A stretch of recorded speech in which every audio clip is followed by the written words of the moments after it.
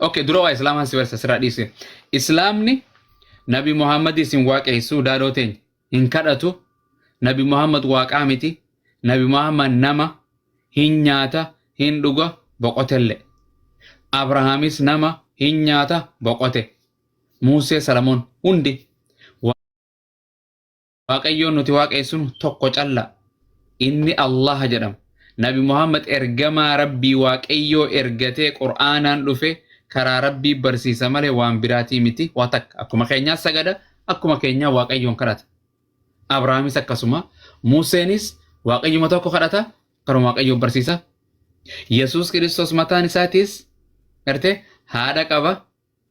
Hin sagada hin salaata karaa waaqayyoo akka itti kadhatan karaa waaqayyoo barsiisa galma waaqayyoo bira akka itti dhaqan karumatti nama yaama. Waan siin jedhu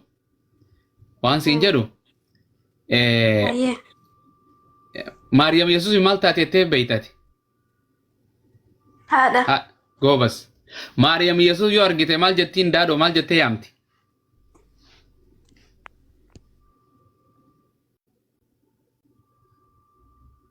Daadhoo. So, waan akkasii nangashina. No, wangeela sin gaafadhu. Okay, harmeen tante yoo si argite maal jettee si yaamti?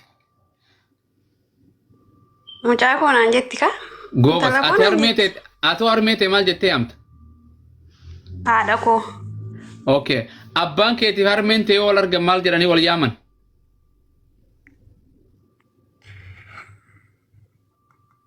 Abbaa manaa koo, lubbuu koo, ruuhi koo, fiqirii koo iska maqaabir, abbaa daadhoo, abbaa magarsaa, akkanuma jedhaniimi? Abbaa manaa koo, haadha manaa koo. Miti? Okay. Aywa. Maariyamaan Yesuusiin yaa ilma koo jettiin akka wangeelaatittis. Yesuusinleen harmeetoo Maariyaamuma jedhanii haadha isaatiimi? Miti? Aye. Waan na dhibe yoo Maariyaamii fi Waaqayyoo abbaan wal argan san maal jedhanii wal yaaman?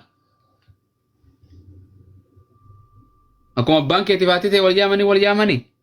No. Abbaa jechuun uumaa jechuu uumaa waa hundaa. Yesuus abbaa koo yeroo jedhu uumaa kan koo jechuu. Maariyaam illeen san uuma jettiin ka abbaa manaa fi haadha manaan ta'an ka. Waaqayyoon haadha manaan qabu ka abbo. Walii gallee? Hin qabu ka. Aye. Egaa aqliin ta'e sun fudhattii miti? Hin fudhatte aqliin ta'e fayyasi qabdi. Yoo fayyaas hin qabaanne hin fudhattu. Walii gallee? Yaa abbaa manaa koon jettuun ka Maariyaamis Waaqayyoo komeetti. Yesuusis Waaqayyoo koo abbaa koo uumaa koo. Maariyaam illee yaa abbaa koo yaa uumaa koo majetti. Yoosef nama Yoosef jedhamu ni beeytaa? Nan beeka. Eeywa Yesuusiif maal ta'a?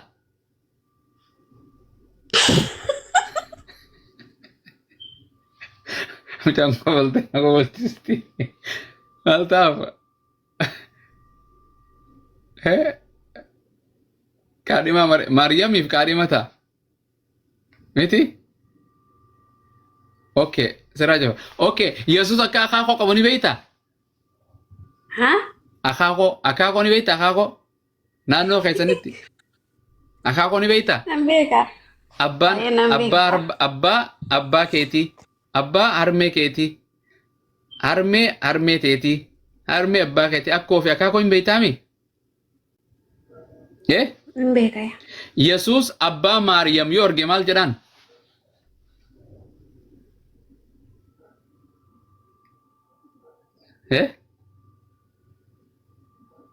Waaqayyo akaakoo fi akkoo qabu. Hin ta'u kun egaa daadhoo. Hin ta'a? Bakkee kanatti wanti akkas jedhu yaani macaafarraa hin jira? Macaafa jiraachuu miti ka. Maariyaam haadhaaf abbaa qabdi moo hin qabdu? Yoo caafamuu baateewu hin qabdi moo hin qabdu? Hin qabdii miti? Okay, it is okay. Macaafarra ni jira wanta macaafarraan alaatiin hin baradhu kaa. Okay, waan macaafarra jechuun fakkeenyumaan sii godhee bara. Amma Yoosef macaafarra ni jiraami? Kaayee hin jira. Yoosef yoo arge maal jedhee yaama?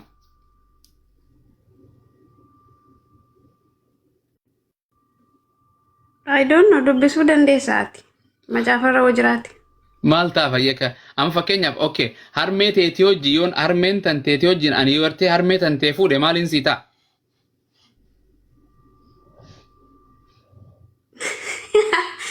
abbaa fiddeena. Bakka eka abbaa fiddeen isaa ta'e Yesuusis. Inde? Astaghfirullah. Akkasi kanaaf akkamitti nama fudhachiisa nama kana kan akkami kanaaf baras ta'u dhugaa rabbiin qulqullaa kanarraa daadhoo ko abbaa biddeenaa qabaachuurraa abbaa gartee qabaachuurraa haadha qabaachuurraa ilmaan qabaachuurraa waaqayyo okay ani ilmaan torbaan qaba Yesuus ilma waaqaatii jedhan ilma jedhamu kana dhaggeeffadhu ilma jechuun sadeen kana keessaan boo ilma jechuun ilma tolchite uumte ilma guddifatte ilma qunnamtii saalaa gootee argatte sadeen kana keessaa Yesuus kam jettee fudhatta ilma waaqayyoon uummate moo ilma waaqayyoon guddifate moo namarraa fudhate ilma waaqayyoon qunnamtii saalaa godhee argate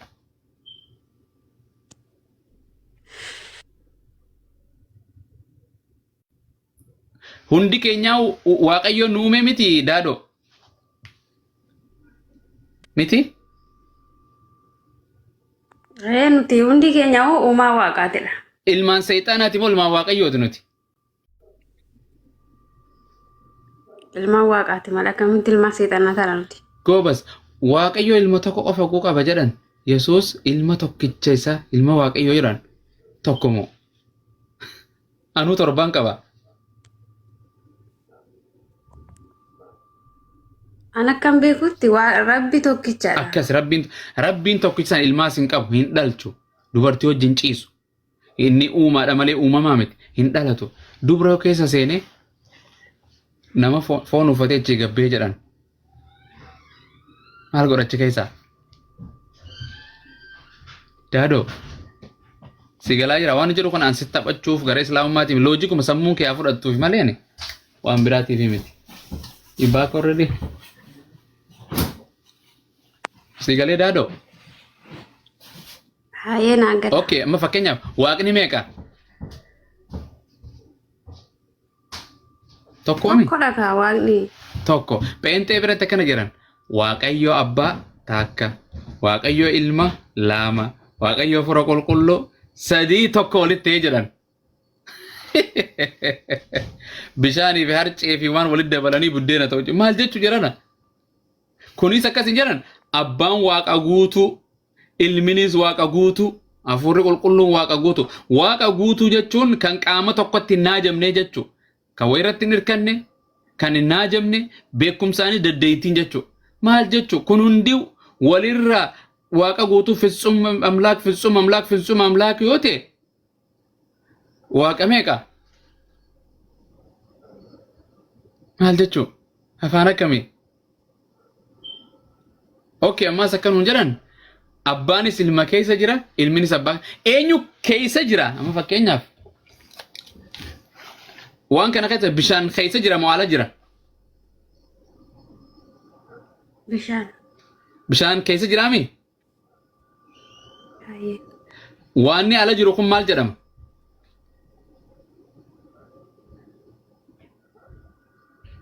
qodaa bishaanitti namuudha. Okay yoon kana sin jedha kam qodaanis bishaan keessa jira bishaanis qodaa keessa jira min maalat no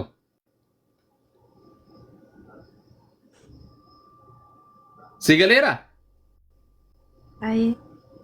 qodaatu bishaan keessa jira moo bishaantu qodaa keessa jira Bishaantu qodaa keessa jira. Okay kan ala jiru kun qodaadhaami Haayee. Okay Yesuus abbaa keessa abbaanis Yesuus keessa eenyutu ala jira eenyu keessa jira yeruma san abbaanis keessa ilminis keessa ammas ilmi maal jechume fakkeenyaaf ati ammuma dhiira ammuma dubartii Yesuus waaqas namaas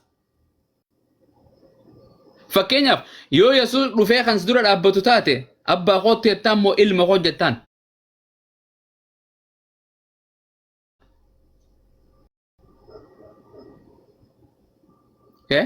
Akkam beekutti abbaa ilma koo akkam jechuu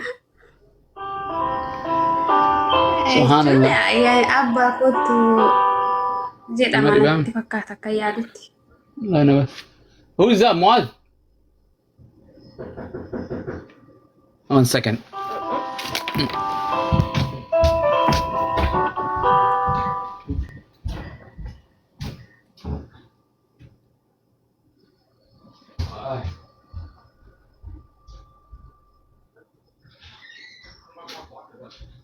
تابور السلام عليكم ورحمة الله. قاعدين جرام جاكم. بيبيليس بوت. شوف انا العنظري جاي شنو اوكي. قاعدين جرام akkasii دي. mee اوكي. deebitanii deebin anaa deebimoo daadoo Oh. daadoo waaq sibira okay waaqaatu daadootu boqota moo waaqaatu boqota sibiratti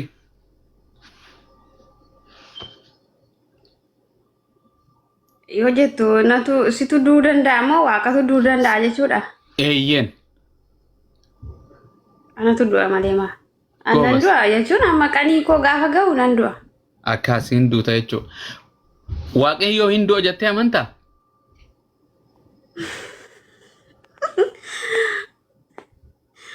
Ani koo asirratti sirriitti barachuun barbaade. okay Bakkee kanatti. maa sirri si barbaade aqliin teetti fudhatti waaqayyo hin du'u waaqayyo du'u wangeela ni qabdaaf bira Hin qabu. Waan qabdu buufadhu mee daawunlood godhadhu telefoona irratti akkamitti si garsiisa duuba akkamitti daftaraa fi qalamaas hin qabaanne mana barumsaa keessa dheexee ani barattu dheetta anlaa qalamaas ni qaba daftaraas as keessa waraqaanis ni jirti matsaafni ni jira quraannis ni jira waraqaanis ni jirti telefoonaas kunoo asiin qaba karratti waan ni jedhu akkam ani qophaa'een deema barsiisaanu ati barattu jettee bakka akkana dhuftee kursiirra teessu mushkila kaa No yeroo baay'ee gastii nan ergadha namatu nan gashu yeroo baay'ee jaluma taa'ee waan ilaaluuf. follow si godha qoy amma sin dhiisan warri kiristaanaa keetu si dhufee sin dhiisuuli follow si deebise waan sin jedhu waaqa tokko malee waaqessin obboleetti waaqayyoon hin du'u namaa miti dubartiis miti dhiiraas miti dubartiirraan dhalatu anaa fi ati dubartiirraa dhalata miti yesuus kiristoos haadha qaba harmeerraa dhalate waaqayyootu dhiira isa godhee abbaa malee argamsiise waaqayyootu addam biyyeerraa dhiira godhee argamsiise waaqayyootu heewwaan dubartii godhee addamirraa argamsiise waaqayyootu anaa fi ati bishaan dhangala'aa ni beektaa haadhaaf abbaan keenya waan raawwatan hin beektu isaa fuudha dubartii biratti ammoo dubbattu dubartiin hin beeku yoo ta'e siif hima beeka jedhi ka daadoo kofalaa jirti ammoo cufatte akkamiin barsaree barattuu nama jalaan dubbanne jedhan rakkisa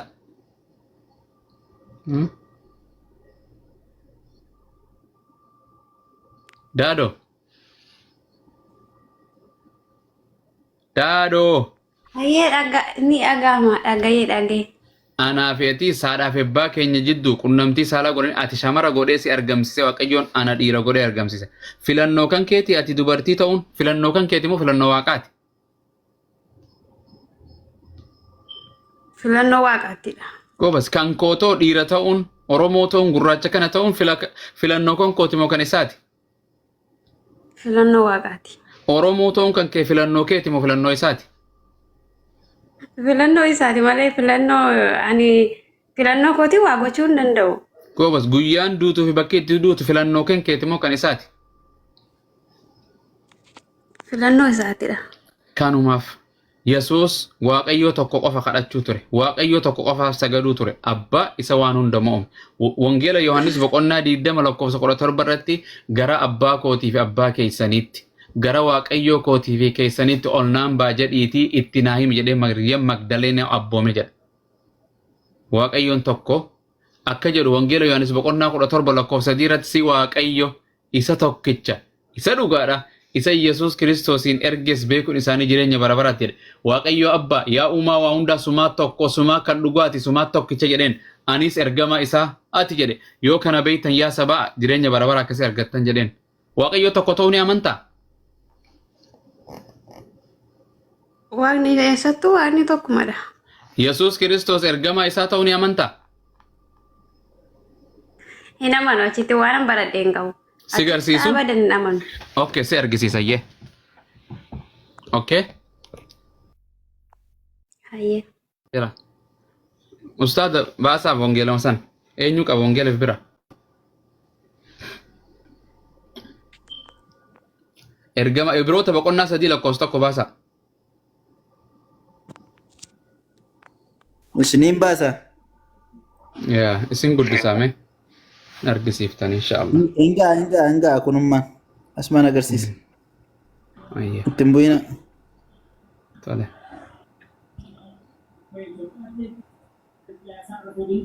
Okay. Ayye haa dubbistu isiin jabduudha. Hin kofaltii miti kofalaatuma haa dubbistu. Eenyu daadoo dubbisimee bakka tana kun Yesuus akka ergamaa ta'e. Daadoo.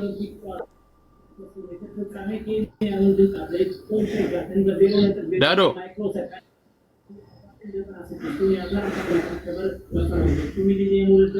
Daadoo. Haya dubbisan jira ko. Okay dubbisi. Ayye sagalee ol fudhe sii dubbisu.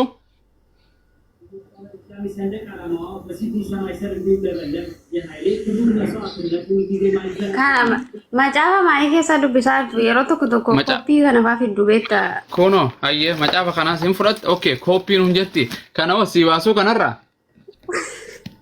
Sii baasuu. Asirra naa baasi. Eeshi ayye ustaad qoy asirra argisiisa. Qoy kitaaba Ibroota boqonnaa 3 lakkoofsa karaan sii baasa tole.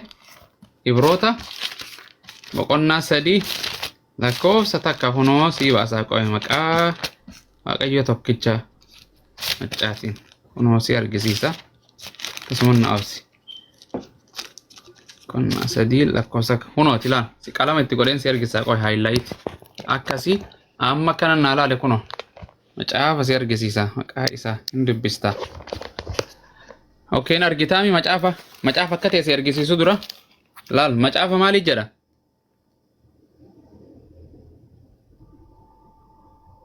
Daadoo bana dhuka sa'a finne. Haya dhagaan jira macaafa qulqulluu jedhanii dhagaa. Macaafa qulqulluudha laal as keessan.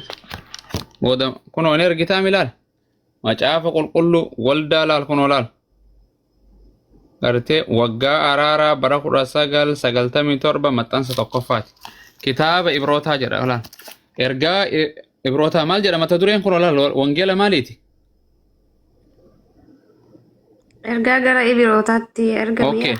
Boqonnaa 3 lakkoofsa takka reechu laal. Kunoo 3 takkarraa kana dubbise iyya kunoo. Bakkaan itti siimare qalama highlight waan itti godhe keelloo kana. Haya dubbisa sinumti.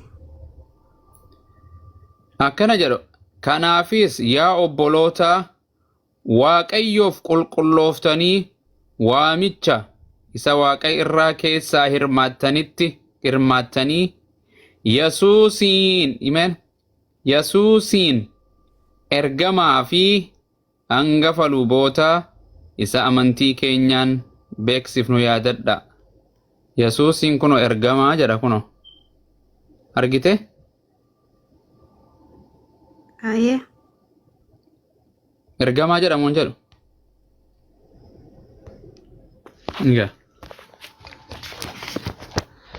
Egaa babasiiteen. Daadi. Haya. Ergamaa jedha ka.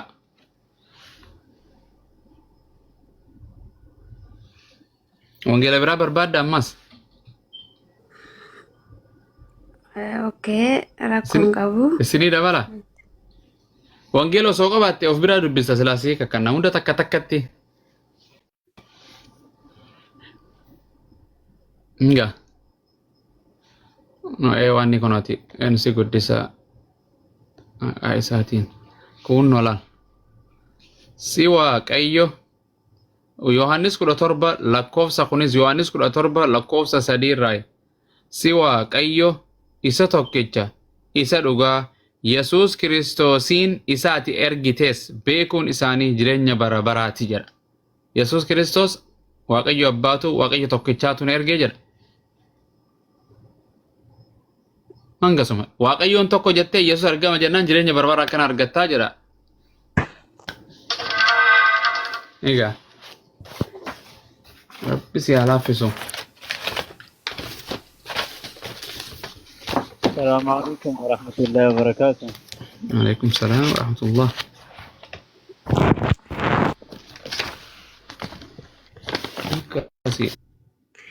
Amma wanti na dhibe tokko fakkeessitanii bira qabdanii as qabdanii achi qabdanii ni fudhatamoo ni fudhatu ijoollee baay'ee asirratti akkas gootu kwani yeroo baay'ee sin Maasi godhe ati afaan na dubbifatte ati fudhatamoo hin fudhatu balas itti amantamoo ani quraana kana laalla sigas quraanni kun osoo udaan nyaadhu naan jedhe naan nyaadha quraanni kiyya nuti sillee wangeela keenya irratti akkuma kanadha okay infrat wangeela keenya irratti lubbuu keenya bakka ijatee tanaatun argine moo atiitu afaan amaariffaa qofa dubbisa moo afaan oromoo dubbisuu hin dandeessu moo atiis dubbistee anis dubbisee Yesuus Kiristoos ergamaa jedhamoon jedhu argite moo hin arginaan jetta kanaaf mormitu wangeela hin fudhattu wangeela maal TikTok irraa goota waan hin fudhanne akkamitti si hojii maru tuni alaabaa osoon siin jechuu jiru alaabaa oromooti yoo siin jedhe alaabaa mililik jechuu akka nama akkas jedhuuti wangeelli kan kee Yesuus ergamaadha jedha hin jedhu jette hin jedhin minaa gabbaanyine achitti ati rabbii arabiffaan nama gaafataa jette deebistee immoo alaabaa fi wangeela quraana amantaa fi alaabaa wanti wal bira qabu hin jiru isin kijibaaf asirra teessu okay nama arrabsoo eegaltee firra ay miskiina maariif danin dhiisanii jedhan akkana miskiina waa takkan beeytu wallaaltu akkana mana gaa takka dhuftee kokkoflaa argisiisa goolitti galte hulii arrabootan duba gallakkisaaf waan san ergamaadha jedhette hin fudhadhu jette namni waraabbattan gallakkisa hulii umrii isii maatiin isiitu hin dhiistu umrii isii argite takkittiin tun keessaan baatu hulii iska maqaabir hanga gara shaadaa dhuftutti anumarra shaadaa qabattaati mataan kee tasirra na arrabsuu turte tana chaalenjii na godhuu turte ta wangeela dubbistu ta quraanaallee waliin lallaqqatee dubbistu hundi isii dhuftee anumarratti qabatte tana dhiisi tana ta wangeela if biraan qabne alaykum salaam wangeela if biraan qabne aappii irraan qabne miskiin akkanuma biyyaa baateetuma deemtu maadaam na'am jetteetuma rafteetuma kaatu isii dhiisa akkasi alhamdulillah ramadaan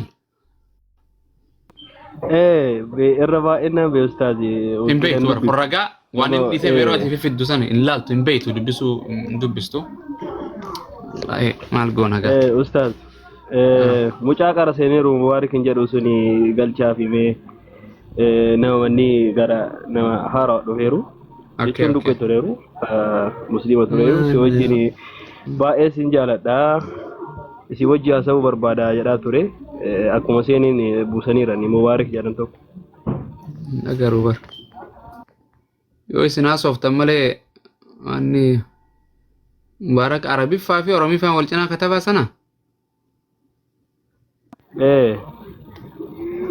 beeku anis salaata isinummaan haasawa bakka السلام عليكم ورحمة الله وبركاته. وعليكم السلام ورحمة الله. أكم؟ أستاذ أبو معاذ نديت ناتو سلام ناتو. الحمد لله رب العالمين. نجا والله.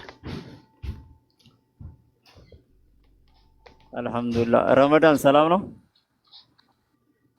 وعليكم السلام حبيبي ندينا الحمد لله لنا نوبي. الحمد لله لنا أستاذ أبو معاذ لله بيه ودهالو. آمين أحبك الله الذي أحببتني فيه حبيبي. ما كبره. ما شاء الله. كم وداتو أستاذك ما؟ عايز ندقى I am a converter from Christianity to Muslim. Welcome, brother. Almost always. 2 years. ما شاء الله. وليت أمت بتشان الحمد لله. الله. ما شاء الله. Wow. Welcome, man. Welcome. الحمد لله. May Allah bless you. ما شاء الله. Thank you. جزاكم الله خيرا. You came from Orthodox or? Yeah, Orthodox. ما شاء الله. Where do you live now? Dredo. Oh, di Redawa. ما شاء الله. Arargeno. Yeah. ما شاء الله. I'll talk to you إن شاء الله. Let me follow you, okay? بوست النهار إن شاء الله. Okay. I'll follow you إن شاء الله. إن شاء الله. ቢኢዝኒላህ ረሜ በጣም ተጠፋፍተናል። ያው ቅራአት ላይ ምናምን ላይ ነው ያለሁት።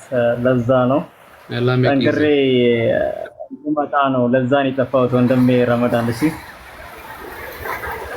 እሺ ሀቢቢ በቃ በውስጥ እናወራለን። ተማሩ ኢንሻአላህ። መርሐባ መርሐባ ኡስታዝ በዱዓ አትርሱኝ ኢንሻአላህ። አብሽሩ ሁላችሁንም ለአላህ ብዬ ወዳችኋለሁ። በዱዓ እንዳትረሱኝ። አብሽር ኢንሻአላህ። አከሲ አገራቶ ከናሁኑ ጃለቱ ሰቦን ደኸይሳ ቀምና ደንቦ አልሐምዱሊላህ። ኤርጋ ወረ ቆሮንቶሶ ኤኙ በሬስ ጀደን isa barreesse waldaa warra Qorontoosii barreesse. Eenyu barreesse jedheen Qorontositti?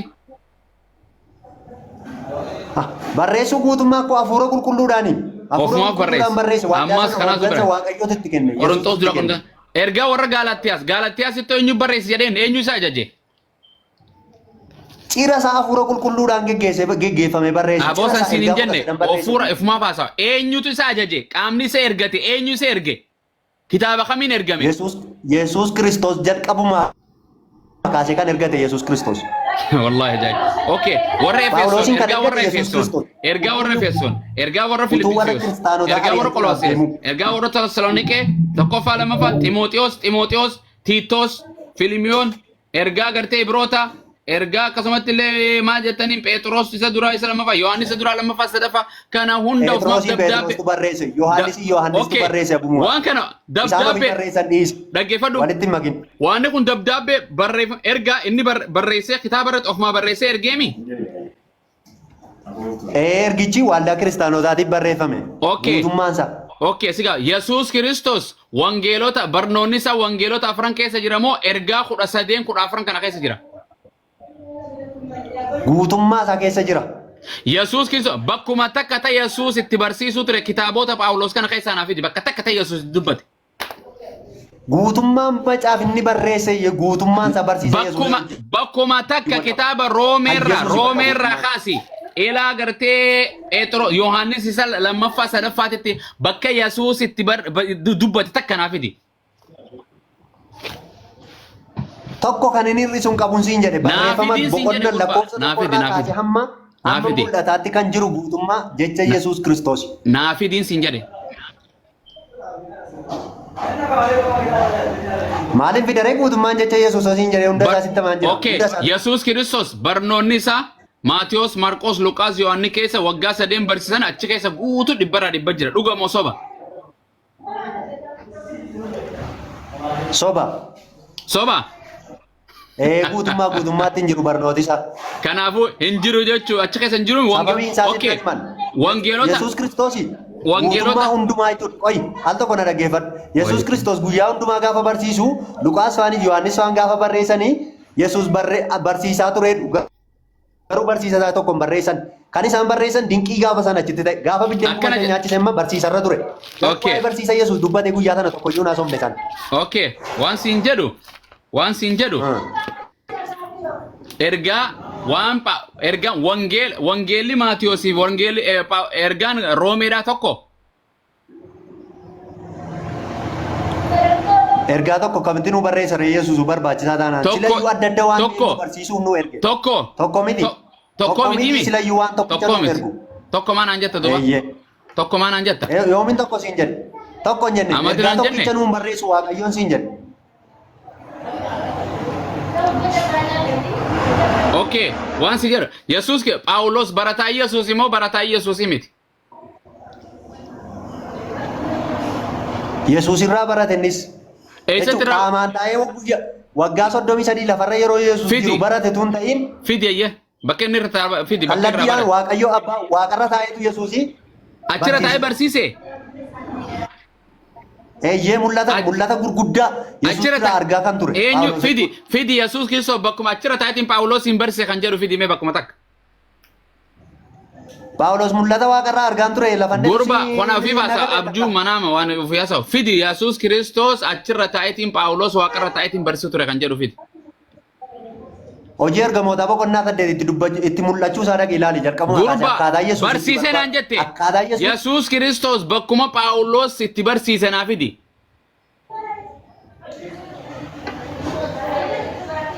Lafa Yesuus ittiin barsiifneeti immoo naaf fidi. Lafa Yesuus namichi kun amantii kiristaanaa keessa akka inni hin turre.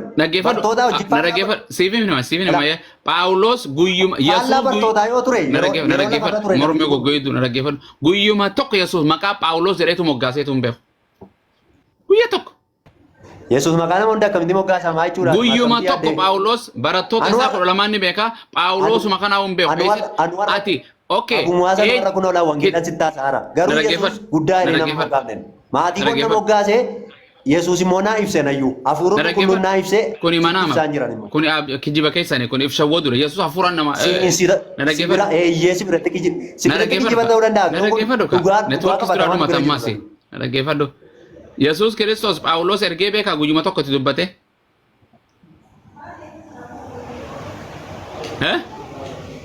Yela fara gaafa jiru. Utuunni ari'achuudhaaf utuunni waldaa kiristaanaa ari'achuudhaaf. Afaan Oromoo deebimee afaan Oromoo deebi'eeti gurba. Yesuus Kiristoos Phaawulos guyyuma tokko ergatee beeka. Yeroo lafarra ture moo? Bakkuma feetetti.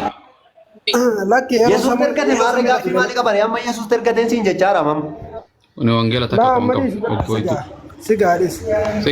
Yeroo lafarra ture garuu Yesuus Kiristoos Phaawulos wal argate. Yesuus dhaqii hojii kana naaf jedhu. Wangeela dubbisee kottu. Barattoota ganaa kana waliin dubbatu. Waggoitu wangeela fa'a takka waan wangeelaan walitti deemuutti hin jiru. Takka wallahi.